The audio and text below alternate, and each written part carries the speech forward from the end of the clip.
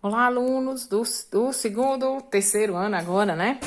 Graças a Deus nós evoluímos uma série. Nessa questão, eu não sei se vocês gostaram dessa avaliação diagnóstica ou não. Foi os últimos assuntos que a gente viu. Eu coloquei, geralmente, eu procurei colocar os assuntos que a gente viu. Os últimos assuntos que a gente viu em dezembro, e no qual eu continuei, né, relembrando com vocês essa parte de óptica, né? Eu sei que vocês ficaram. Algumas coisas de óptica vocês gostaram e tem outras que vocês detestaram, principalmente aquela formação de imagens, né? Mas tudo bem, é normal. Tem coisas que a gente mais gosta em física e tem coisas que a gente não gosta muito, tá bom? Então eu tentei fazer as questões mais básicas possíveis, levando em consideração tudo que a gente tinha visto e parecidas, né? Com o que a gente viveu durante esse período de dezembro, que foi que a óptica a gente começou em novembro, estávamos em dezembro e retornamos em fevereiro e março, tá bom? Então, como eram essas questões? Eram questões das propagações da luz, né, dos efeitos da luz e outras mais. Então, bora lá, né? Essa parte teórica nós vamos corrigir no WhatsApp para ficar mais fácil e as questões de cálculo nós vamos responder aqui comigo, tá bom? Neste videozinho bem pequenininho. Essa primeira questão, ela fala da propagação retilínea da luz, né, que é a questão da sombra, que a gente viu já lá, acho que foi em outubro ou foi em novembro. Um edifício iluminado pelos raios solares projeta uma sombra. Ó. Tá aqui um edifício, ele projeta uma sombra de quantos metros? 30 metros. De comprimento. Simultaneamente, uma pessoa de 1,80 m, ela também produz uma sombra de 2 metros. Né, de altura, colocada ao lado do edifício, projeta uma sombra de 2. Calcular a altura desse edifício. Se a gente lembrar dessas questões, essas questões aqui eram regras de 3. Era uma regra de 3 básica. É proporção, razão e proporção que a gente viu. Deixa eu botar bem aqui o papel para a gente poder fazer bem aqui. Pronto, que fica melhor. Melhor no papel. Aqui melhor. Então, tá aqui. Aqui era só vocês lembrar que para vocês fazerem essa proporção, vocês iam botar a altura do edifício com a altura da pessoa. A sombra com sombra. A sombra do edifício com a sombra da pessoa. Então, aqui, como é que fazer essa proporção? H, né, que representa a letra do edifício, está sobre a altura da pessoa, que era 1,8. Ó. H sobre 1,8, tá? Sombra do edifício, que no caso é 30, sobre a sombra da pessoa, que dava 2. Aí aqui a gente fazia os meios, que a gente chama pelos extremos, chamado cruz-credo, né? H vezes 2 dá 2H, que é igual ao que? A 1,8 vezes 30. 2H é igual a 1,8 vezes 30, daria 54. H é igual a 54, isso aqui vem para cá dividindo, né? 2. A altura daria o quê? 27 o quê? Metros. Então, lembrar que essa questão de sombra é sempre lembrar. É o objeto com o outro objeto e a sombra com sombra, tá bom? Então, ficaria assim, a altura do edifício para a altura da pessoa, sombra do edifício para a sombra da pessoa. E depois monta a proporção e depois faz os meios pelos extremos. Aí fica a parte matemática, ok? A outra era a questão dos espelhos. Esse aqui eu vou precisar nem de papel. Aqui, dos espelhos. Aqui eram as leis da reflexão. Né? A raio incidente, todo raio que incide sobre um espelho, que é um espelho, né? Aqui é um espelhozinho. Todo raio que incide sobre o espelho, ele é refletido. Tem um raio incidente, que a gente chama esse aqui de RI, e esse aqui de RR, né? Ele bate no espelho e reflete, tá? Esses dois ângulos aqui, ó. Esse ângulo aqui é formado pelo raio incidente e pelo raio refletido, é de 60. Mas nós lembrando sempre que quando um raio é incidente, ele bate no espelho e forma uma normal, que é uma reta, né? Perpendicular ao espelho. Então, vou botar bem aqui, ó. Bem aqui. Não deu bem no meiozinho, mas tudo bem. Entende-se que é aqui no meio, né?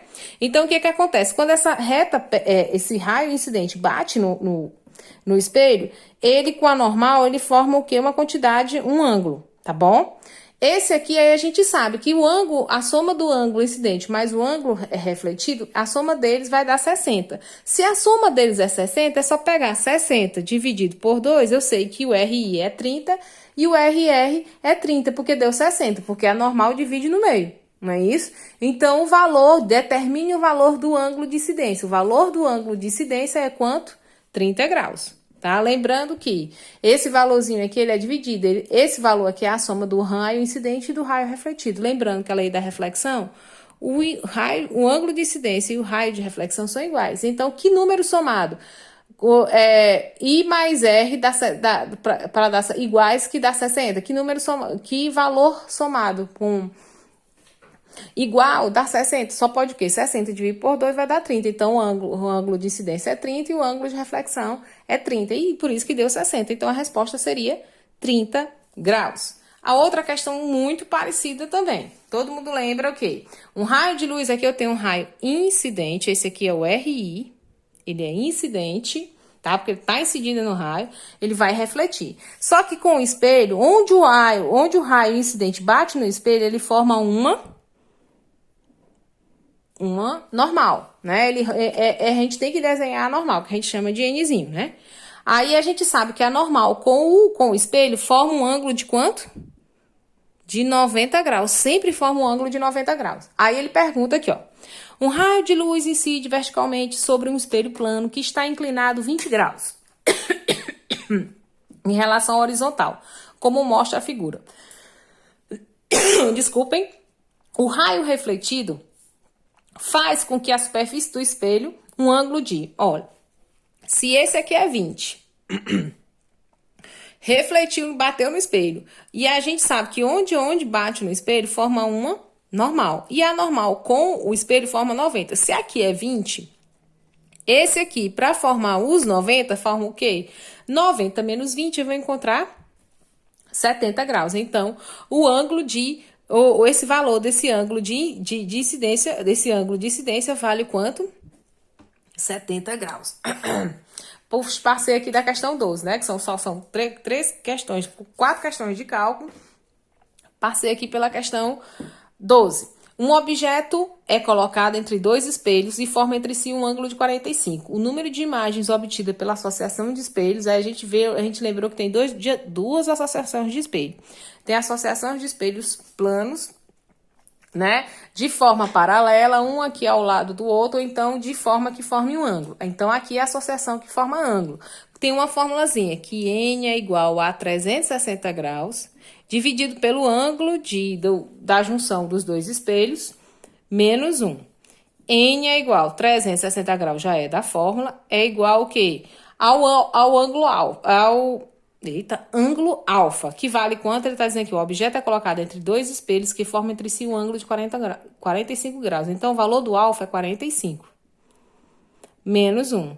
Eu dividindo aqui 360 dividido por 45, eu vou encontrar, 8. Aí vai ficar 8 menos 1, você vai encontrar o valor de 7 imagens, tá? Então, eram questõezinhas básicas, tá?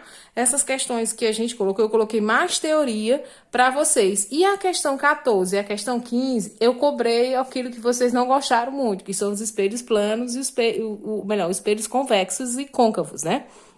Que ele diz assim, ó.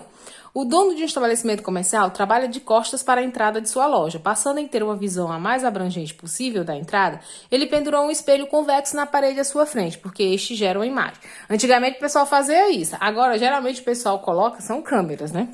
Aí agora, qual é o espelho que... Aí até a gente viu, é o côncavo ou o convexo. Lembrar que a colher do dentro é o convexo e fora é o côncavo, né? Então, o que a gente reflete? Aí é geralmente o quê? Ele quer ver a maior espaço possível. Se ele quer ver o maior espaço possível, só tem um espelho que consegue fazer isso, que é o espelho convexo.